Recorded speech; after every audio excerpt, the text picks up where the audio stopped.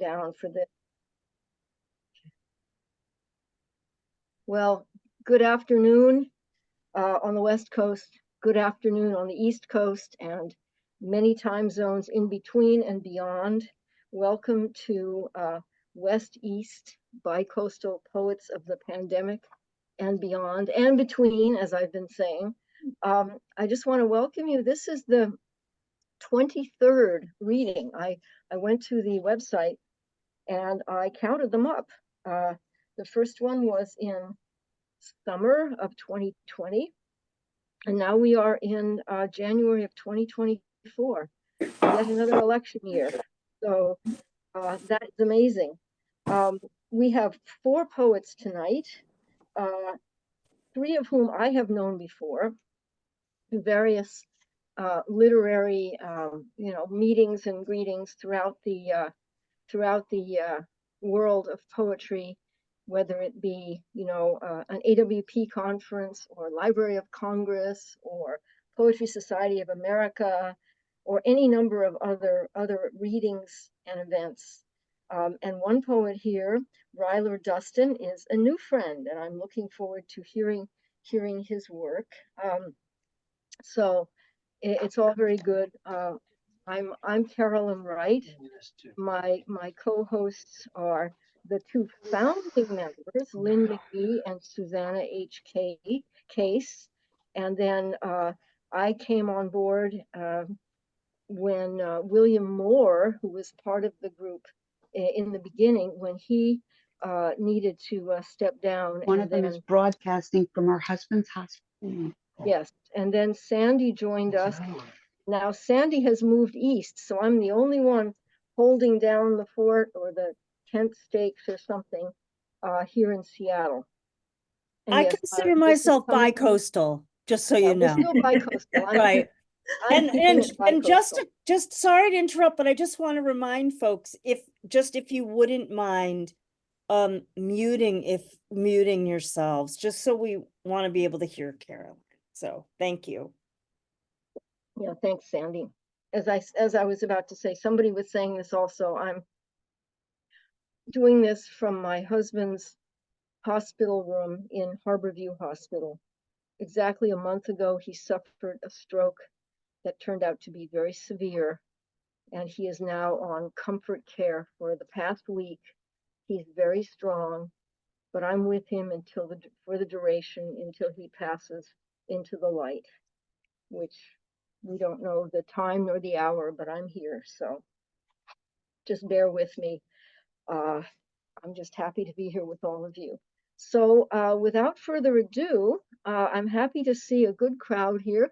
I see people are still arriving, but since I think most of you have been here for a few minutes, I wanted to begin with our first poet, who is Barbara Crooker.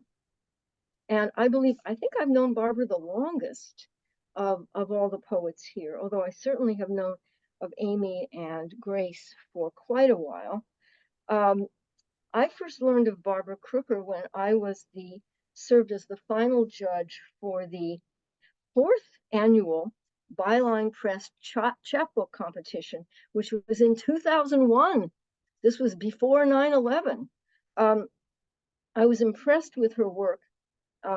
And as I wrote in my judge's commentary, and I also thought that this may have been, something like a first or second chapbook for her.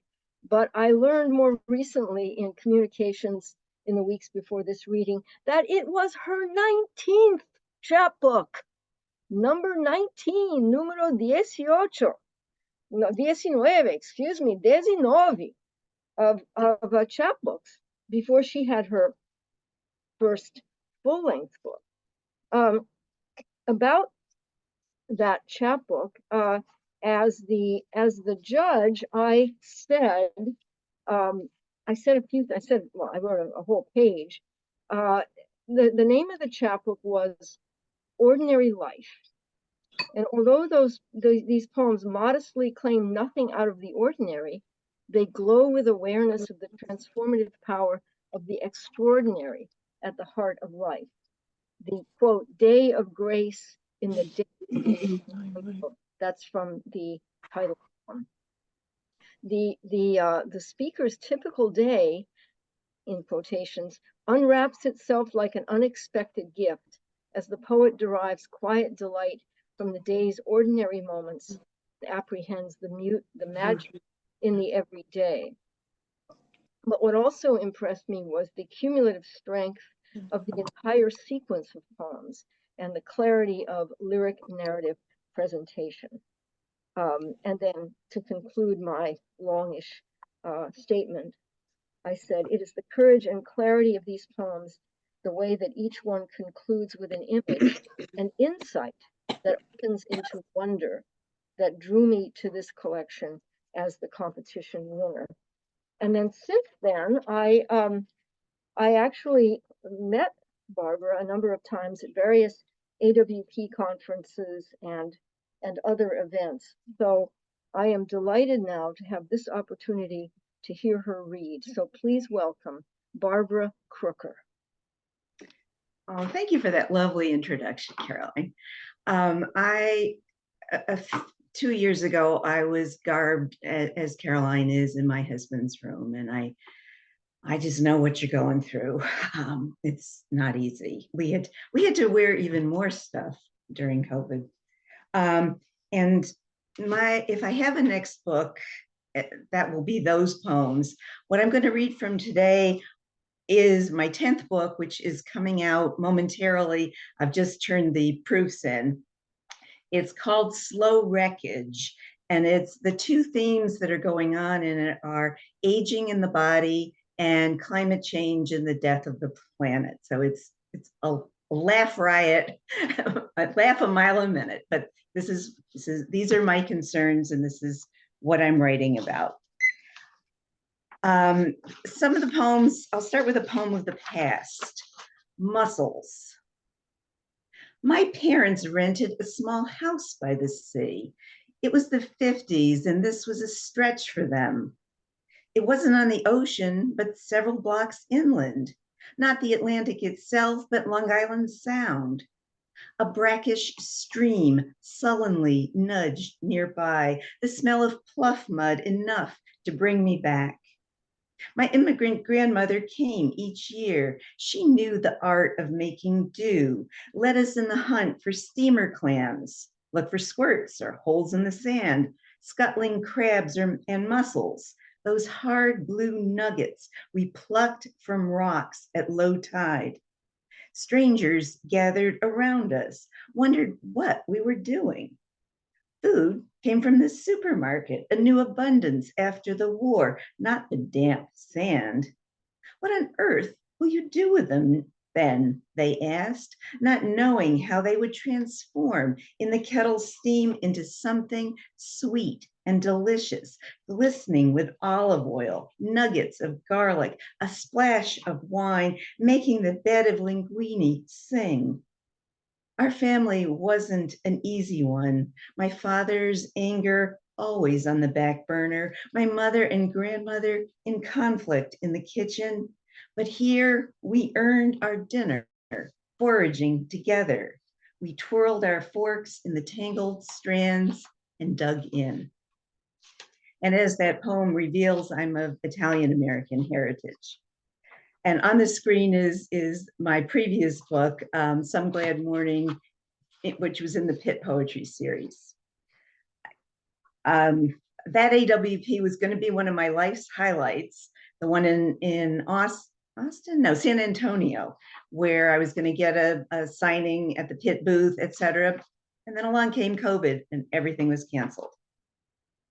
Okay, so I'm looking at the number 8 next year. It takes a long time for me to get things published, but this poem is called At 70. I'm nostalgic for At 70.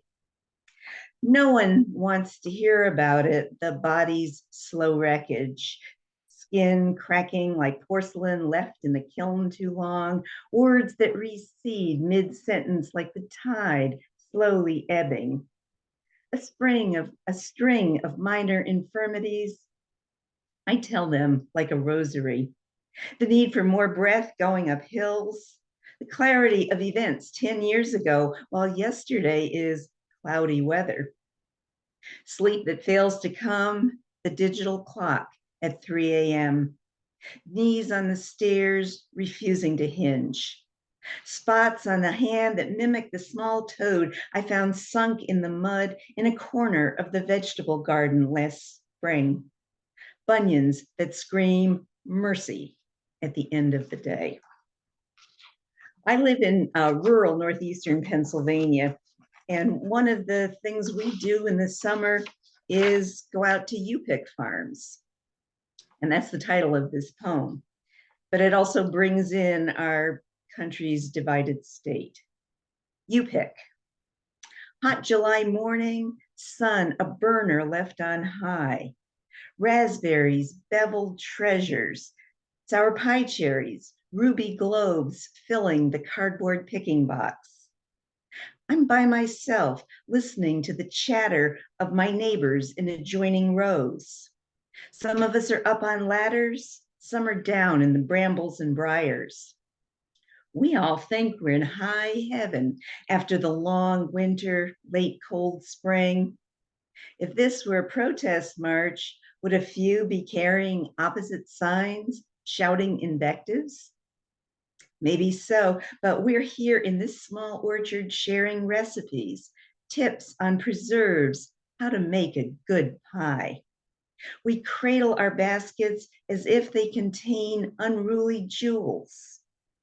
And then we go our separate ways, licked by the thick tongue of the sun to bring some sweetness to our families, blinking our blind eyes in the multilingual light. And here's another one about where we are politically. Can't avoid it, can we? And it's hard. It's April, and hard rain is falling, just as Bob Dylan told us it would. And every day, the news on the radio is worse and worse. Great greasy gobs of lies coming out of Washington, cabinet level appointments of people least qualified for the job, and nobody wants to talk about climate change, although we should all be terrified. Bob warned, you've got to serve somebody, and look, there's Satan standing at the head of the line, tray in hand, hoping for a second helping of duplicity and greed, the daily special. Dana Carvey used to smirk, isn't that special, in the voice of the church lady? But it isn't anymore. More seems to be the motto of the day, but only for the haves. I've been trying to cut back down, scale back, not have to have so much. But then comes Christmas, which looks like an elf threw up in your house, as one of my son-in-laws said, 20 kinds of cookies, the holy trinity of sugar, butter, and eggs, enough tinsel, glitter, and tiny white lights to be seen from a satellite. What this has to do with the birth of a baby in a barn, I'm not quite sure. But I know something is falling, and I've got to keep hoping it scales from the hardened hearts of the powerful, the way vinegar removes lime from a tea kettle, and that somehow, despite the darkening odds, a little light will shine in. Now, another one of my concerns, thank you, in writing and in the poems that are in this book, I do a lot of ekphrastic poetry, and I'm really interested in the painters that kept going into their 80s and 90s, and the challenges of continuing to work in your later years. So this one's called Late Painting, Path Under the Rose Arches, which is a painting by Claude Monet. And I have an epigraph from Cézanne. Monet is only an eye, yet what an eye. And now the flowering arches become a child scribbles, broad scrawls, sprawls of color you can't quite see, braided ribbons of burgundy, navy, sienna, ochre, umber. Each arch opens a passage, a tunnel, a path that leads on. No more working en plein air, No more striving for the elusive moment. No more series, stacks of wheat, a cathedral in sunlight, trains at the station. No more smoke, fog, the sun lying down on the sheaves. So many ways to say goodbye. The short, flicked brushstrokes that tried to catalog light's changes now become gestures, swoops, and swirls. Monet said, "My poor eyesight makes me see everything in a complete fog, and I'm feeling this too, something not yet diagnosed, needing more light to read. Typos flip on the screen, escape my scrutiny. Lines fall off the page during a reading." Despite his growing cataracts, he picked up a brush, having memorized the placement of pigments on his palette, and started in on the water lilies, les grains décoration, from the garden of his memory, removing the horizon, letting the flowers float on the deep blue waterfall of radiant light. And I have a whole section in the book. The title of this poem will explain what this section is about. All of my poems lately are elegies. Goodbye to old and dear friends who are slipping away. Adieu to clean air and water. Thanks, deregulation. Sayonara to our wetlands that once sheltered us from storms. Ciao, arrivederci to our democracy and free press. What a lovely experiment it was. Australia is on fire, and there's a nasty virus coming out of China, 50 million in quarantine and rising. The nightly news reports resemble opening scenes from a bad disaster movie. This morning, low overcast sky, and suddenly it's full of snow geese, white from white, pouring out of a nearby quarry, a river of wings. They too are saying goodbye. That is one of the lucky things about the place where I live. There's 20,000 of those geese. Somebody somehow counted them, counted all the little feet and divided by 2. I don't know, but that many geese that come out every day. It's amazing. So here's one of the villanelles, and this is for Kim Bridgeford, who taught at Westchester and was the director of the Westchester Poetry Festival, and then went on to found Poetry by the Sea, which is my favorite festival now, in memoriam Kim Bridgeford. A villanelle for Kim. If there was a poetry goddess, you were it. Teacher, writer, scholar, editor. When things were tough, you didn't quit. You stood your ground. You did the opposite of what the other side expected. Sure, there's a poetry goddess, and you were it. You rose above the fray, the bullshit, faculty politics. How unfair then, cancer. When things got tough, you didn't quit. You showed us how to live with grace and wit. Keep going when it's hard, rise up, endure. There's a poetry goddess, you were it. But now you're gone. I'm reading your obit. This wasn't something medicine could cure.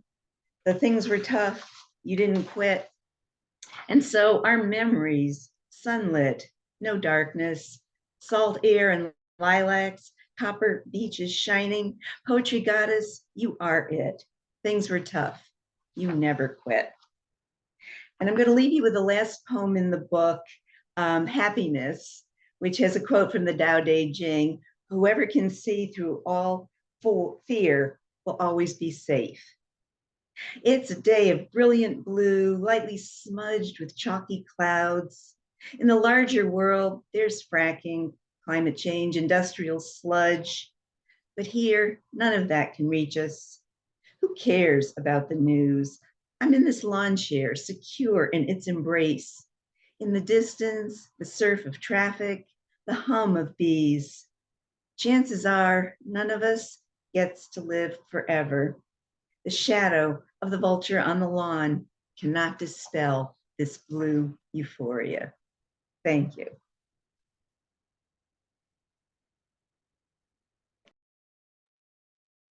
Thank you, Barbara. It was such a pleasure hearing you read. It's the first time I have heard you read, so it was good to hear your voice. So now our next reader is Grace Cavalieri. I recently had the pleasure of attending one of Grace's events right before she retired from her duties as Maryland's Poet Laureate.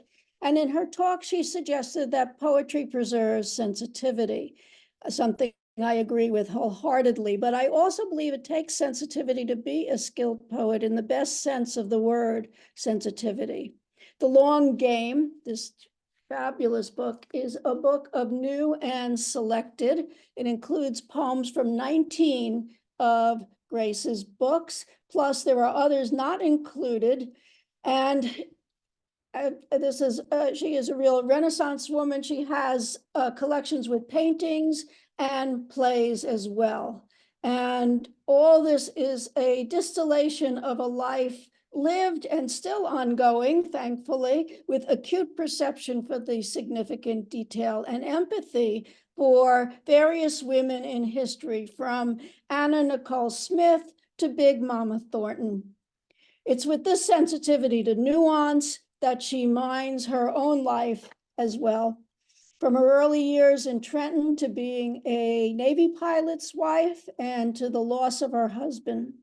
In the final poem of The Long Game, this poem is Asking for Your Love, which is a wonderful title. Grace writes at the end, poem, if you have to ask for something, it's no gift. But I think we can all, without being asked, give love to the poetry and person of the multi-talented Grace Cavalieri. So let's listen to some of her amazing poetry. Susana, thank you so much. I love you. Well, as Susana said, women in history are my specialty, and most of my plays have been about women. And tonight I'm going to read 5 poems about women in this book. And the first one is a tiny poem about Athena, who is my favorite goddess. And I always thought she got tired of hanging out up there with Zeus and Hercules. And I really always thought that Athena wanted to be down here with us. Athena's dirty little secret. I opened the windows of clouds from a high tower and saw, as the goddess of power, caught as I am in midair, that the green stands still on earth. The geese are clucking. I saw the empty shoes from children left behind the stair. I saw them coming up the hill toward me.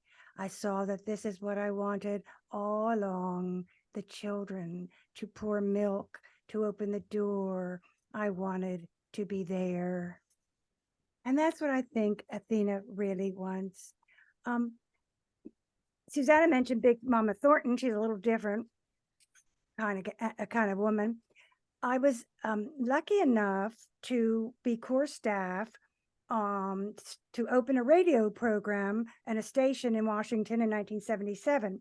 And it was a station of poetry and jazz. So you can imagine, I saw a lot of wonderful musicians and singers at that time. They came through the station, and one was Big Mama Thornton. Last time I saw her, she wasn't so big. Actually, she was downright skinny, singing The Final Time in Washington, D.C. Backstage, she drank a quart of milk, mixed equal parts with gin. Seagrams, she told me. Then she got the idea. Could I contact the Seagrams people, and then she could advertise for them, and then they'd like her for drinking a full quart a day, their gin? I said, no, I didn't think so. And I didn't think the milk people would like the commercial so much either. She felt bad about Elvis stealing Hound Dog the way he did, even though she was much too much of a lady to say so. Once she talked about it long ago, before she started milk with gin. I guess the drink left a sweet taste in her mouth. And that was a wonderful night right before she died. As you all know, Anna Nicole's my baby, and she's a bimbo, but she's my bimbo. And I wrote a book of poems about her, and then I had a play in New York about her. It was called Blonde Glory. So that showed the magnificence that she could have been. And we, as I say, writers don't make any money, but you can change the narrative. And I vindicated her. So this poem is from the book Anna Nicole Poems, and it's called Showtime. She never fell on the runway, not once, ever. As big as she was, they propped her up backstage. The blind guy did her makeup. He had a great feel for cheekbones. The dresser, built like a hummingbird, fluttered around, pulling and pushing the fabric to her hips.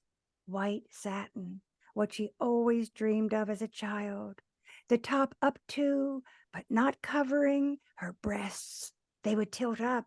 Someone took a polishing cloth and powdered them, then rubbed them hard like new shined bumpers on an old car. Someone else came by and pressed on the sides of her mammary glands so the cleavage could flutter in the light. Ouch. Smile, she smiled. She had never had any cavities. Someone lifted her foot into a large shoe. The heel was 3 inches high, built up like a knife.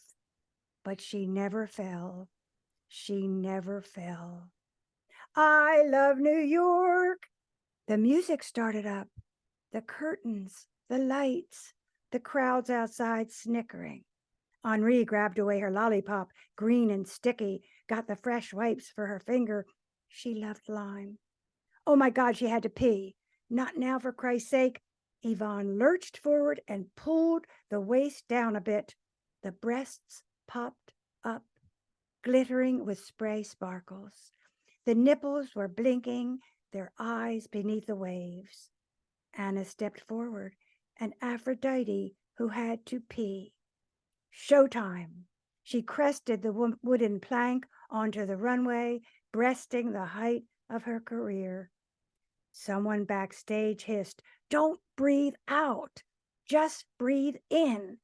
The breasts are the outcome, they said. Everything depends on how they come out. Poor Anna, now you know why I loved her. Another woman I want to recognize is my grandmother, actually, because she was the first feminist I ever knew. And feminists don't actually cuddle their kids. They're out there changing the world. And she was the first one. I'm in the early 30s. Her name is Graziella Zoda. And this is grandmother. And after she died, she kept appearing to me in my sleep. And I never understood why she was coming to me, what she wanted to say. Grandmother, what is the purpose of visits to me twice since you're dead?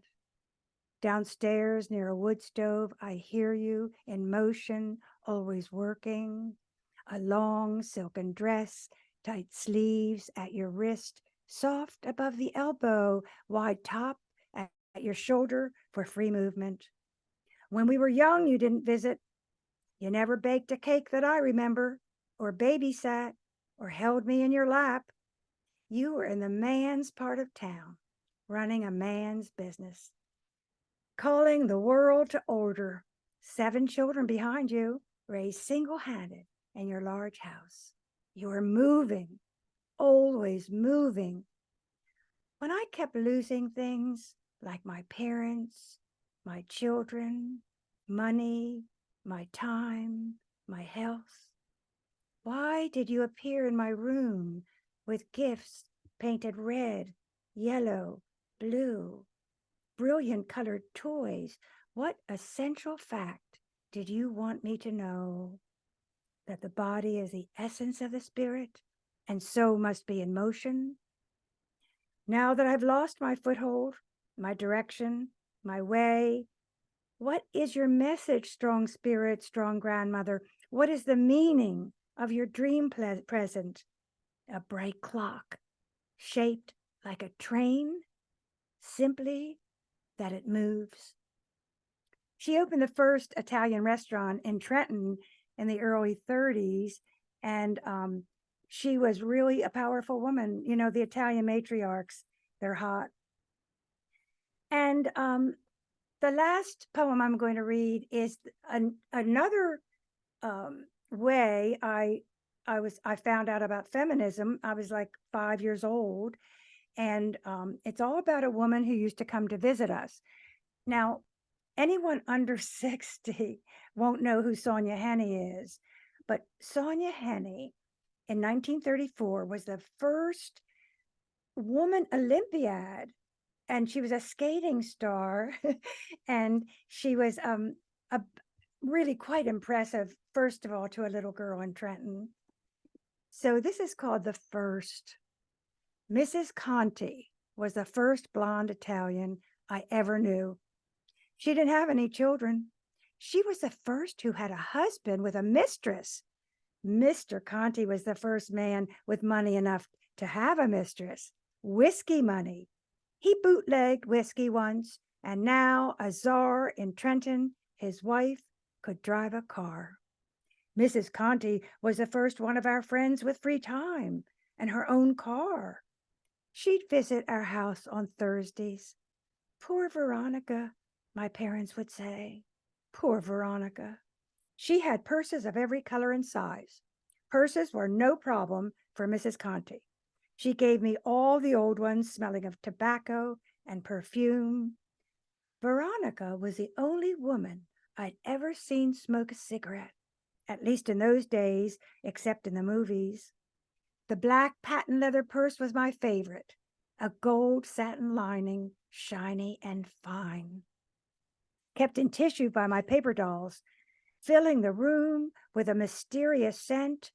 Once I put my Sonia Henne doll inside, and she came out covered with smoke, adultery, sadness, and lust. Beautiful Sonia, her strong muscles, her upraised arms, her tiny sparkling skirts, smooth legs, strong knees, a skater who could cut figures with the angels, a natural blonde, clean and able, a champion. She could drive a car anywhere she wanted. She didn't have to fill her time on Thursdays. Thank you. Thank you. Thank you very much. That was beautiful. I really appreciate that you read the Anna Nicole poem. I think it's so important to correct the narrative on the biographies of women who have not been, who have just, you know, suffered under the gaze of the patriarchy. And I really, really appreciate that. And the Sonia Henne poem is really, really moves like an ice skater. So it is my great pleasure. I'm very excited and looking forward to hearing Amy Holman read from her new book, Captive, released by Savile Road Press in 2023. And I was rereading the book today and looking through it, and I started thinking about another Amy that I realized I was thinking about Amy Clampett. You know, she comes to mind, a poet I was fortunate to study with many years ago and respect very much. In her poem, Matter in the Scatter, Amy Holman describes clouds as delphinium casted, cumulus, and stratus. And this is an example of why I was thinking of Amy Clampett. I think the quiet pairing of those two words, casted and stratus, in a line of poetry is characteristic of the skill and exquisite judgment that Amy applies throughout the collection. And she's also funny and playful with the words, as in the ending of that poem, we are matter and we do.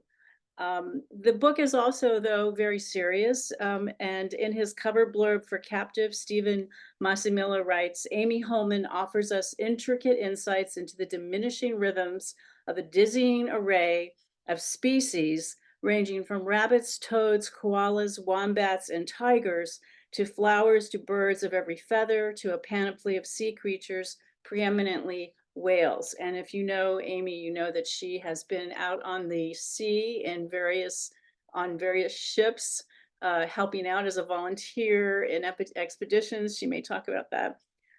Personally, because of the themes of my own work, I feel a deep connection with Amy's work. In her 5-stanza sonnet, Reckless Endangerment, she presents the story of Antoine Yates. Does that name sound familiar? Antoine Yates, do you remember him? He served about 5 months for keeping a 500-pound Bengal tiger in his Harlem apartment. And one stanza ends, "A growing tiger strolled the halls of predatory ennui." And the next stanza begins, "And we are predatorial, deadly." Again, it's that flipping of the word, this time predatorial, that lends an air of wisdom and wit to the poem. We are indeed predatorial, and our complicity in the captivity of animals weighs on all of us, and that's something that you'll feel in her book. Richard Peabody agrees with this opinion and writes, "I love a poet who teaches me things, who deals in parallels between words and meaning, who connects the natural world and the life of the mind, and asks the hard questions regarding change and stability, fear, captivity, refuge, and survival." Lisa Andrews, who's actually in our audience, in one of my favorite New York City poets, writes that this latest book by Amy Holman presents a vision that embraces the world and the self, a complicated eye that pays attention to what and how we see. Lisa adds that this is a collection that questions and celebrates a world in which we too are captive to the consequences of our actions. So that's all I will say. It is my great honor and pleasure to introduce to you Amy Holman. Wow, thank you. My heart is pounding. Thank you so much. You know, the New Yorker was the only way that I got any sense of poets alive and writing when I was a child. And I memorized a poem by Amy Clampett and then made all my high school friends listen to me. So thank you for that. You know, Barbara, when you were reading, I felt like changing what I was going to read because there are correspondences among the poems and a little with you, Grace, but I'm going to stick with my plan. There are 2 poems in my collection that in some way are about lapis lazuli, which we know as a semi-precious stone, but has been a pretty powerful stone through the ages, 6,500 years. In this poem, I like to go to the news and also art. And in this poem, it's usurped, replaced in the ancient Egyptians by their invention of hisbit irit. I guess that's how you pronounce it, which is artificial lapis lazuli, and it's the pigment that we know of as Egyptian blue. It's calcium copper tetrasilicate, and in 2013, it was reported to have extra powers. See-through. Lapis lazuli was in the chroma of the heavens, reflected in the Nile, hard to come by and carve. Stone pigments degraded and faded from bright shades. Pharaohs sought their own values between green and violet, to endure as deities, the ever-present blues. They put artisans to task, crushing malachite with sand and chalk, to make balls fired to frit and ground to hisbit irit, that aspirational hue, Egyptian blue. A transporting pigment, it powered all it dressed with divinity. Amulets of the feisty hippopotamus goddess of childbirth, horizon, and afterlife shimmered like sunlit sky in dynastic burial chambers, each with one leg broken to prevent harm to those it guided to the next world. Belief is departure, being leaving all sense to trust. No matter the fracture, a siege of faience stood unready to guide the chosen to their brightest new existence. Instead, invention, in veneer, into, come, lights the way for New Kingdom artisans to slip through. Is it possible everyone knew 5 millennia ago that calcium copper tetrasilicate reflects infrared radiation, waves and lengths surpassing visible light? If artificial lapis lazuli can surveil after dark, secure currencies against forgery, and look inside you at your little Niles of changing blood flow, wouldn't it portray an avenue through the underworld? No. But at just 1 molecule, its value is outlasting the prized metamorphic rock, now out of time on the market. Currency to armed terrorists when mined from Badakhshan, a conflict mineral to be denied after 6,500 years of trade. The cool blue from the tomb heat in the red land radiates its hiding power, its revelation. Facebook reminded me today that a year ago, I went on a 10-hour birdwatching trip that left from Sheepshead Bay. And well, I got a poem out of it. I do not mention in this poem being seasick for 2 hours or having the metal door hit my elbow. Abundance. I could only see the white-eyebrowed waves, like quick chalk strikes on faces of charcoal, North Atlantic, and not the sprays, 2 fin whales breathing ahead. I did see intricate dots of snow float close and melt. 1, 3, no more. From Nordic tongues, the word sky is cloud, and that surrounds this time sweep at ocean. Under a younger gannet, its wing, torso, I've seen plenty, is the mottled palette of this cloud January, 100 miles from Belmar, before the floor drops in canyon. Some folk will sleep on these blue vinyl seats in May to wake further out at dawn for puffin, petrel, skua, and rizzos. If sinuses were blowing up ahead, then the fins swam beneath us. Whale Island, for a tick, our fin transport. Someone saw a minke in Jamaica Bay the week before. Isn't it always yesterday, last week? Beneath the fins I did not see, so often fins I might. I can date the beginning of my interest in whales to a social studies class in the 6th grade. This is, I suppose it was all girls. And I guess if you want to teach them about grassroots campaigning, get them to save an animal.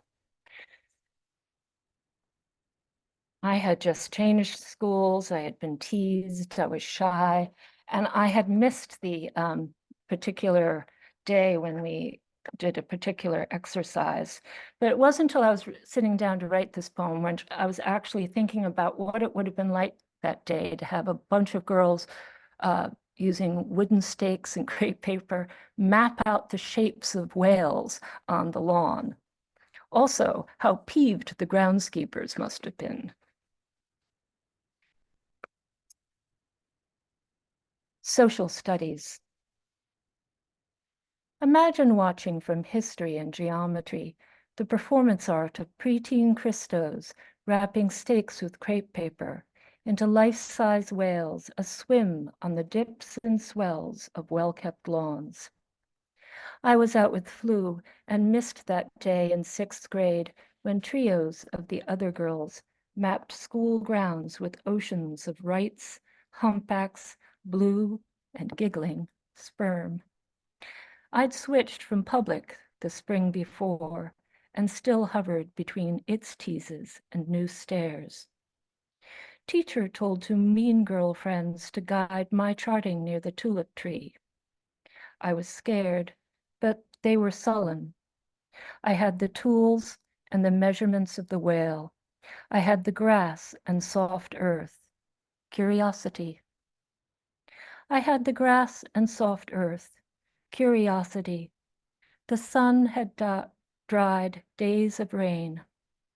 Besides showing us through petitions and campaigns to save an animal how grassroots movements work, our teacher assigned the shy girl a giant to make, and the girls whose years-long union stood frail, the task of working together to see a bigger picture.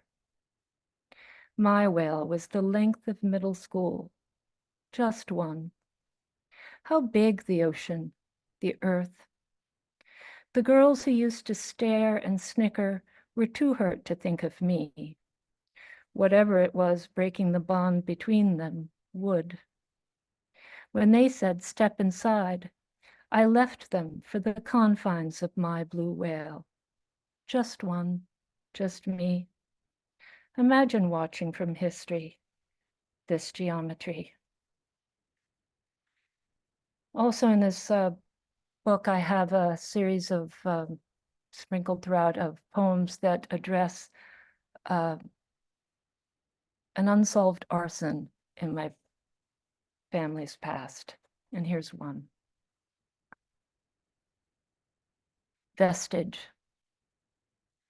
I think about how the Scottish artist Rob Mulholland installs mirrored men and women in fields and forest that blend in like windows into it until, it figures, what it's really about is looking back. And two, how that afternoon, 10 years and 2 seasons on, the arson investigator at the steering wheel told me that firemen I said sat vigil on the smoldering house to stop sparks devouring the aisle through a taste for dune grass, likely hold evidence, trace chemical and psychological ash to construe who, what, and why, no matter that they never came forward with these vestiges of inhabiting through erasure. Cool collectors of smudge and flicker, remnant minerals, organic residue, charcoal. Let me sketch with that burnt vine, those blackened stairs, the ones we didn't see near us, outlines glinting. Thank you.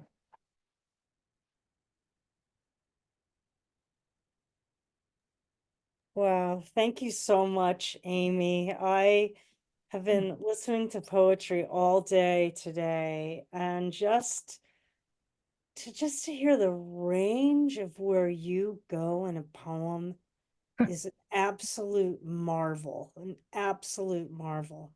Thank you. Thank Oh. you so much.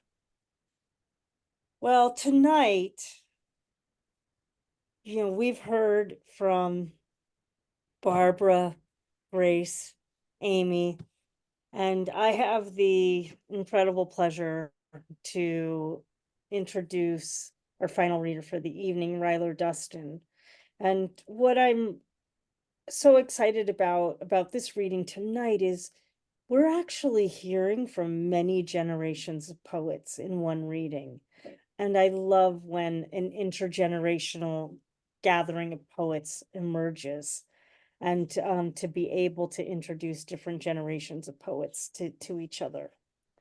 Well, I first met Ryler in the summer of 2020 or 2021.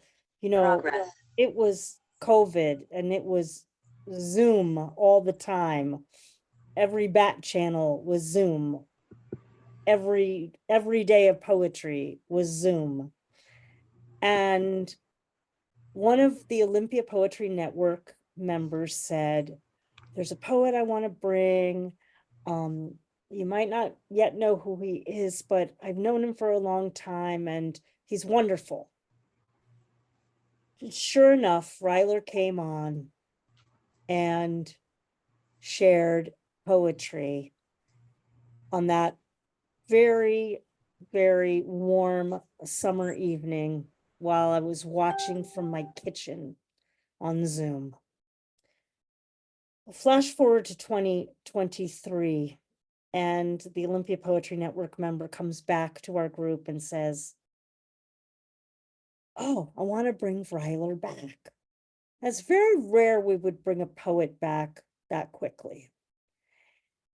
But he had been on in Zoom, and it was a really fantastic reading that I remember it very well. And I remember the conversation after was one of the most engaging we'd had on Zoom with a poet in our after party. And we were all like, yeah, of course, it's in person. Let's bring Ryler back. Yeah, well, by then, Ryler had a new book. And in fact, it was a new book from the University of Pittsburgh Press, not any press. And it was a book that won the mighty prestigious Agnes Lynch Starrett Poetry Prize for a first full-length collection.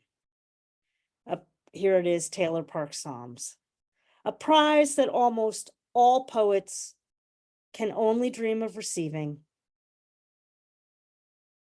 And as you'll hear in these poems tonight, Ryler earned it. Ryler earned it.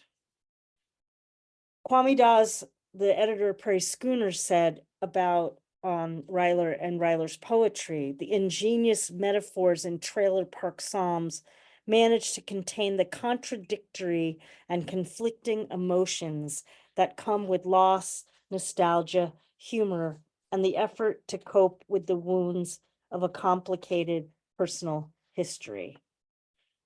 We expect what we expect from any blurb, from anyone who's writing that blurb, a hint of truth and a bigger dose of hyperbole, perhaps, even for a solid collection.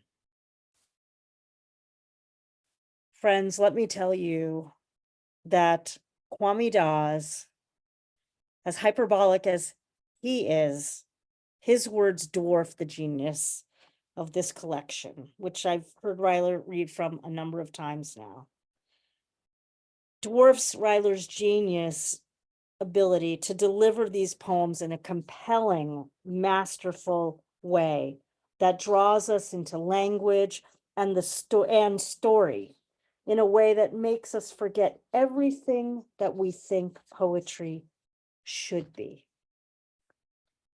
You don't need a formal biography from me, except I will tell you that Ryler in a past life was a National Poetry Slam, I'll say, champion. You don't need a formal biography from me of all that Ryler Dustin has accomplished in his impressive emerging career. Hearing his poems from Trailer Park Psalms will provide everything you never think to ask of a poem, and then more of that. So sit back and enjoy our final reader for the evening, and enjoy how Ryler will invite us into what poetry is: a flight, a journey bound by love and the love of language, humanity, and humility. Welcome, Ryler. Oh, thank you, Sandy. Oh my goodness, I feel like that's such a high bar that you've set for me. But what an honor to be here with you all. What incredible company.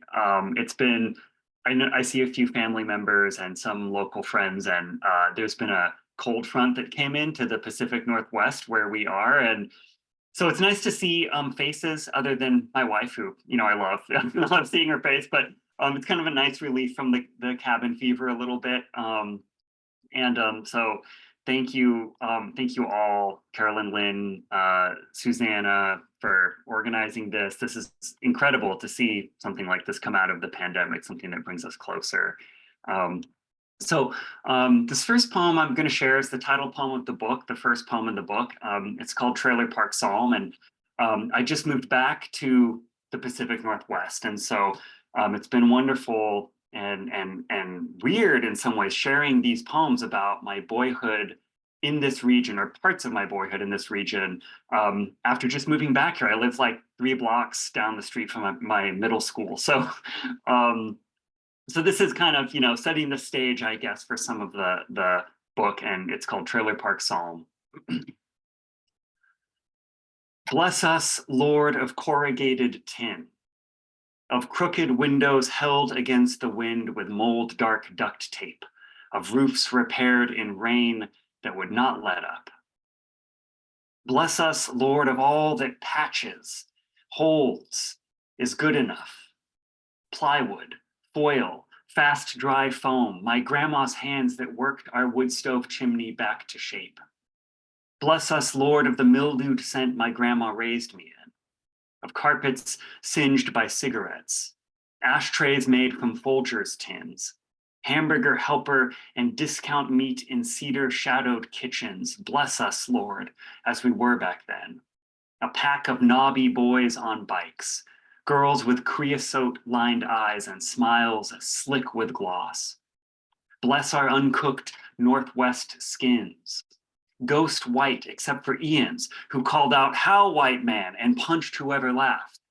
Bless Jake, his red hair lighting the street on the night his trailer burned. He fled with his bike, a bag of CDs, his stepdad's 44.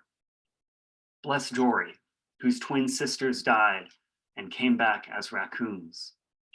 Bless John, who chewed dry cat food as he swaggered up the gravel strip. Bless blackberries fat with summer rain, dark as blood from the thumbs we pricked. Bless bracken, birch, Douglas fir, the nettle's electric ache. Bless the sword fern's dusty seeds that ease a nettle's sting. Bless the cedars we climbed at dusk until our trailers looked like toys.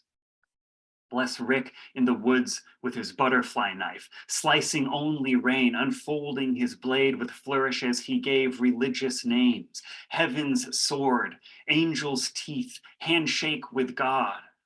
Bless the possums who spoke in tongues at night in the neighbor's trash. Bless Dick, eyes emptied by a war we were too young to know, who guarded the mail, cigarette unlit, always on patrol.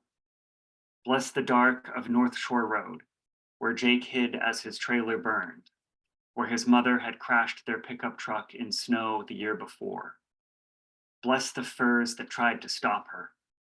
Bless Jake, Lord, he went to war.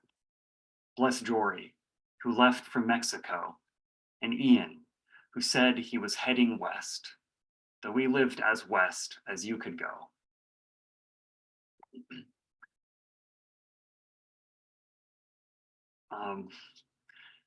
So I grew up here in the Pacific Northwest, in a town called Bellingham that's kind of the upper left corner of the United States.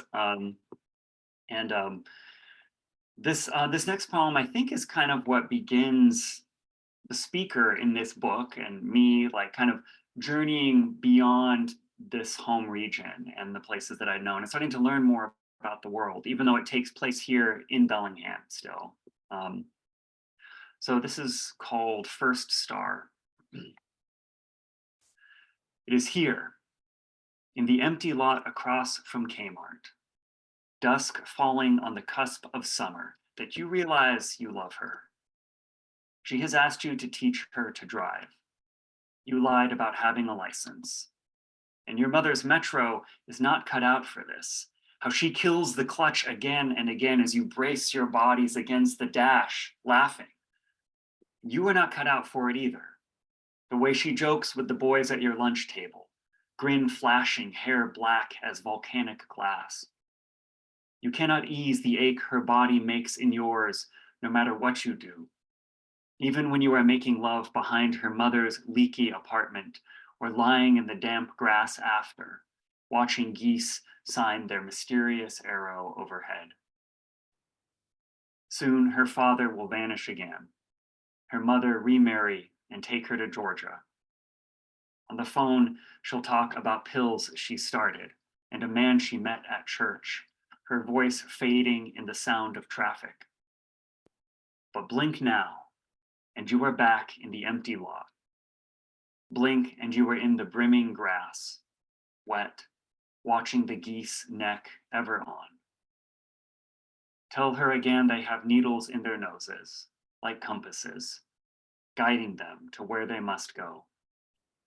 Say you can see Sirius, the first star, though you know she is already sleeping like something crash-landed, unfathomable, from an even deeper distance. Her breasts below the coat you both share.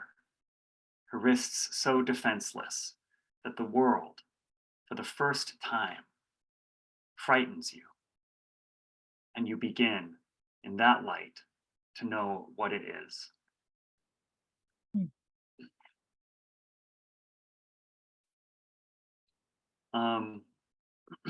Amy, you inspired me to share a whale poem that wasn't originally in my set, but I'm just so fascinated by whales and the evolutionary history of whales. And my wife and I recently discovered a series on PBS and I think you can watch it on Amazon too.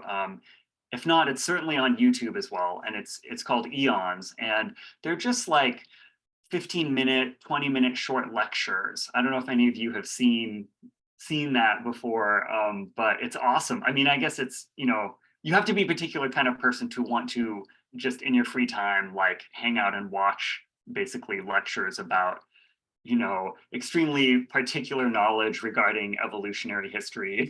but yeah, we've been loving it. So this poem is called In the Bones, and it takes place in Provincetown, a really remarkable place. And the person that I was in love with at the time was at a writing residency out there. And that's kind of where our relationship began to disintegrate, which is, I think, kind of another experience of learning that is in this book and kind of leads to the wider world in some ways. So this is called In the Bones.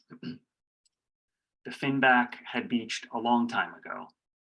Storm scattered ribs, vertebrae polished by sand, knuckle bones caged in black grass.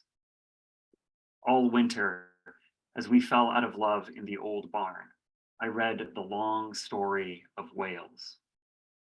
How they were land scavengers once, like hooved raccoons who hunger drove into the sea, while you dreamed beside me and wind worked the eaves into a song. Mornings I walked past pines growing stunted in sandy soil, head cocked to hear the moaning made by the bones. The last thing they said, a vestigial hip clicking on stone, how the body wanders, writing its loss from home to home, how the bones hold hard to this history.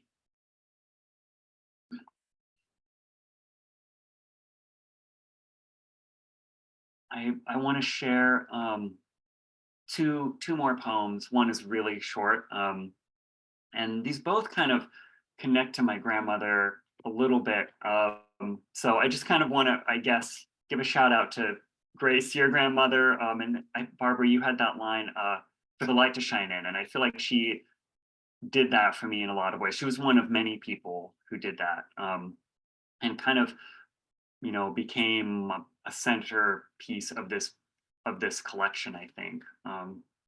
So this one is called Song for Voyagers, another poem kind of inspired by some interesting scientific trivia about the Voyager spacecraft, which probably many of you know about, and if you don't, it's a beautiful, amazing story. So I encourage you, look that up after the reading if you haven't heard the story of the Voyager spacecraft.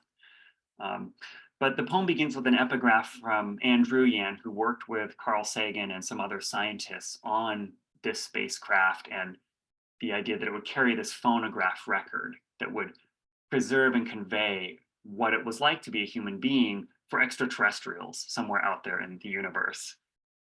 And she says, "You, the farthest objects we have ever touched, now venture beyond that place where the sun's wind gives way.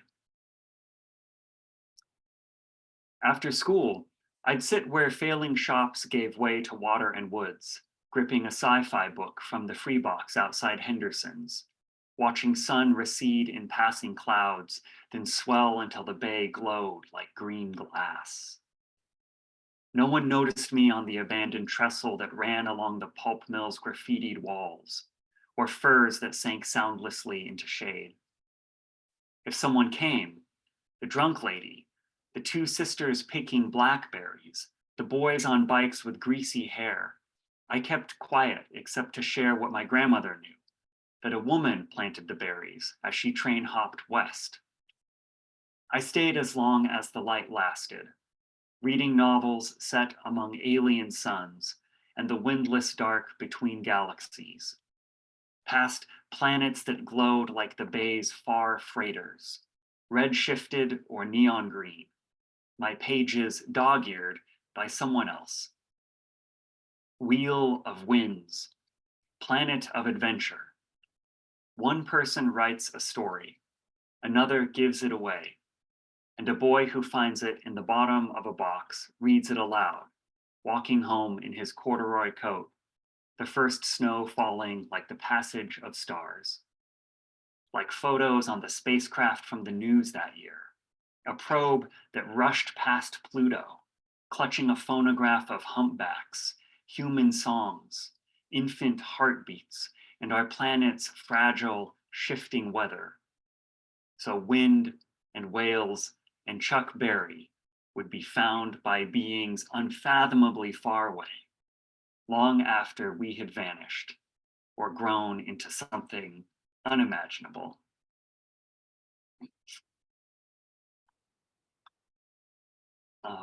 It's been such a delight to be here with you all, and wow, what incredible company to read with. I wrote down so many beautiful lines from you all, and you know, and hopefully that'll kind of spark some more writing from me, or if not, it'll just be things I can sit with. But I'm so grateful to be here. This last poem is it's pretty short. I think it's just 8 lines, and it's for my grandmother. It's called "To Make Color." I've been thinking about it, by the way, not to preamble. I feel like I've done that a lot this reading, but I've been thinking about it because we've been building fires to stay warm. And so this memory of this kind of like ash smell is really close. To make color. Every morning, my grandmother cleaned the Fisher stove in the back of our trailer, lifted ash in a shovel, careful not to spill the fine gray dust.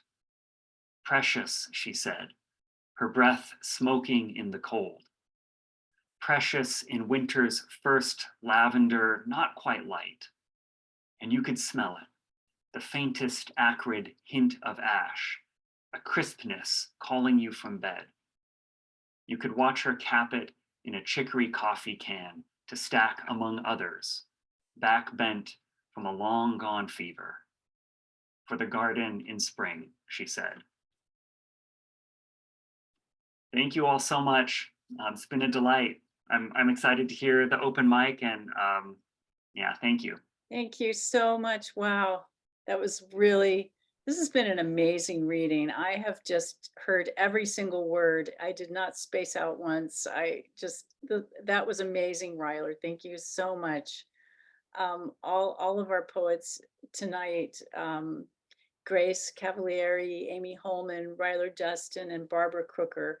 You were all just absolutely amazing. And thank you so, so much for giving us your time so generously.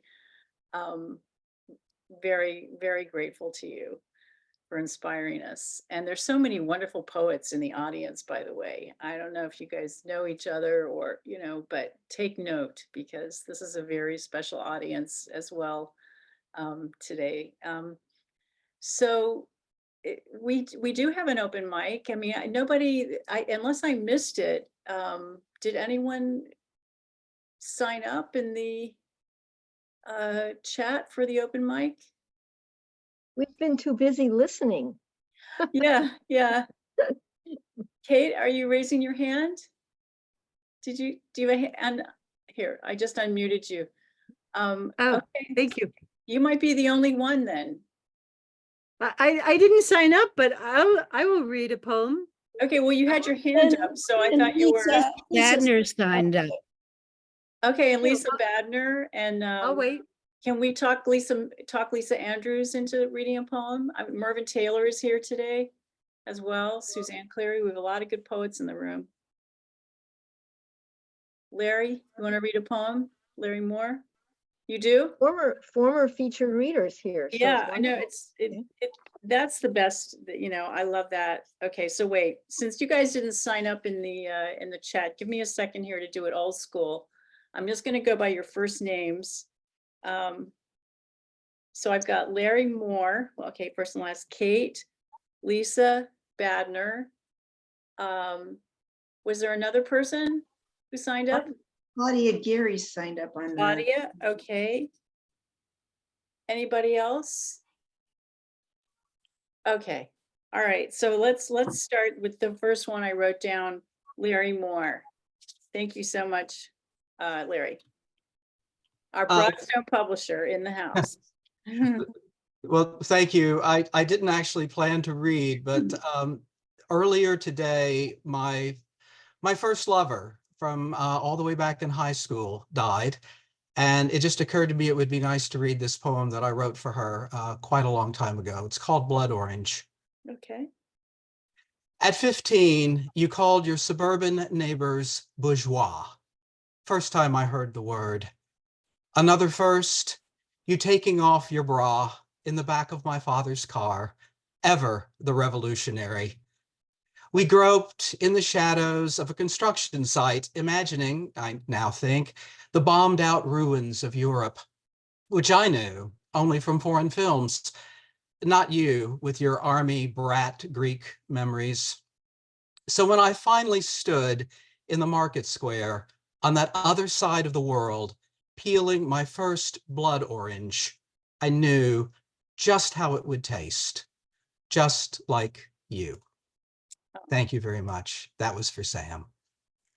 Well, rest in peace, dear Sam. Okay, Kate, and let me just find you in the thing so I can try to pronounce your last name. Where are you? Here Kate. I am.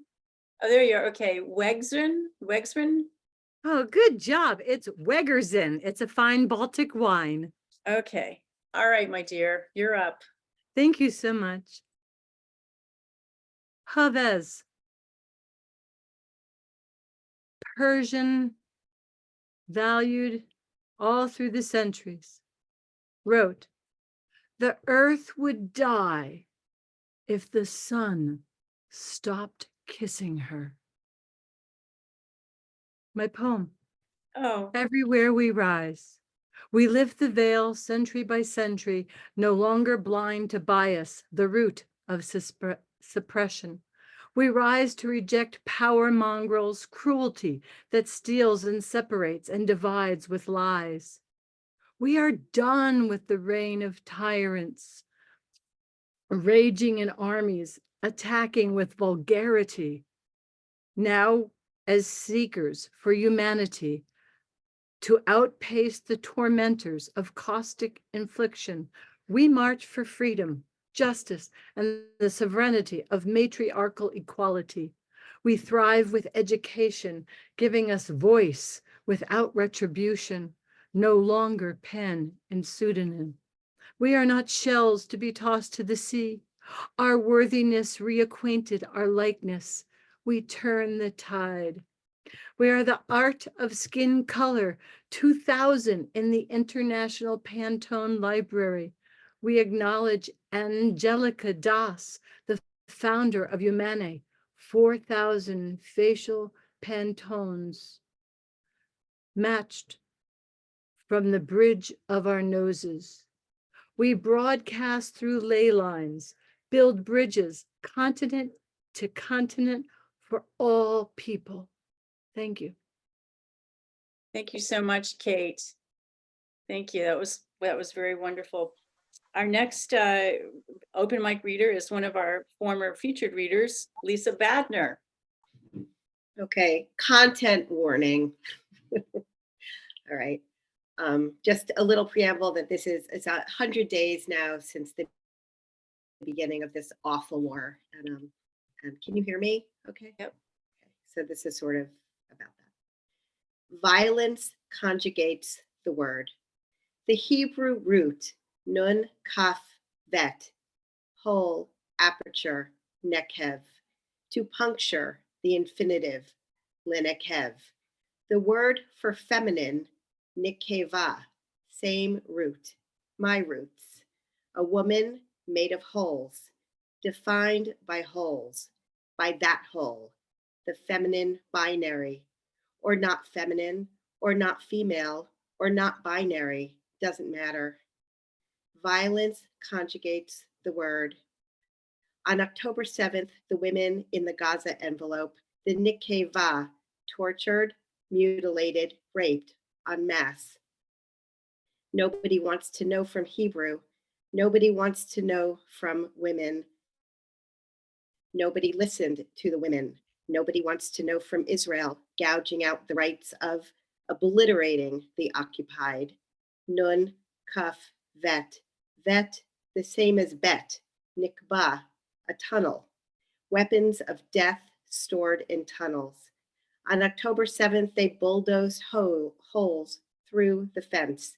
Women repeatedly and violently broken, no longer whole. A terrorist cut off a woman's breast, a hole in her chest, shot a hole in her head. Don't talk about the Nakba, the catastrophe, Arabic word, two halves of a whole, everyone's holy place, or just home.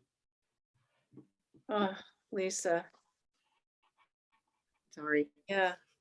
Thank you. I know that was hard to write. And yeah, that war is, you know, with the caucus coming up, you know, very soon. I really feel like things are going in the wrong direction in so many ways around the world. And that, yeah. It's awful. Okay, so our last open mic reader is Claudia Gary.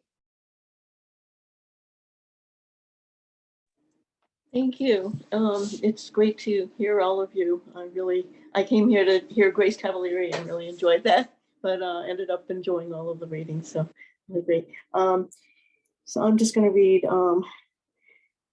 something. It's called Pandemic Wardrobe Advice. It's very hard to figure out what's appropriate to read right now, and I'm just going to read this. Pandemic Wardrobe Advice. And it's a sort of flashback to, I guess, 2020.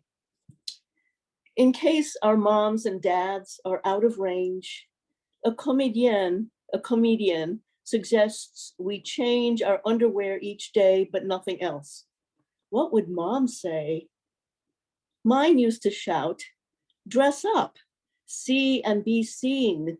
Clothing, I learned by 17, was her enchanted world where beauty, power, love lay curled, her Eden, Shangri-La, and Xanadu combined. Born after Spanish flu, gone before COVID, she had stuff but lacked tranquility. Though arts and friends sustain me in my nest, I miss her and her reasons to get dressed. Thank you. That's lovely. Thank you so much, Claudia. Claudia Gary, thank you for reading that. Yeah, I realized after the pandemic that I dress like Larry David now. He's my, you know, I dress exactly like Larry David. So who knew, you know, he was always there. My inner Larry David came out. So that is it. We have had a wonderful reading tonight. I'm going to let Sandy close us out. Thank you. Thank you, Lynn. And thank you everyone for being here tonight to hear just remarkable poetry. As I said, a range across space, time, history, the generations, as I really was extremely pleased that we were able to bring Barbara, Grace, Amy, and Ryler together. And what a remarkable open mic with Larry Moore, Kate Wegerson, Lisa Bader, and Claudia Gary. We come to poetry for all kinds of reasons, and I feel that we received so many answers this evening in the incredible array of poetry that we heard. I want to thank everyone here for being with us in the audience. And before we sign out for the night, if you care to just unmute for a second and kind of show your appreciation with a little laugh, feel free. I always like to do that. Yeah, thank you. Bravo, bravo, Bravo, bravo, bravo, bravo. bravo. Yes. Bravissimo. Thank you. Thank Incredible. you. I'm going to stop the recording now. Yeah, I want to just let folks know our next reading will be on Sunday evening, March 10th.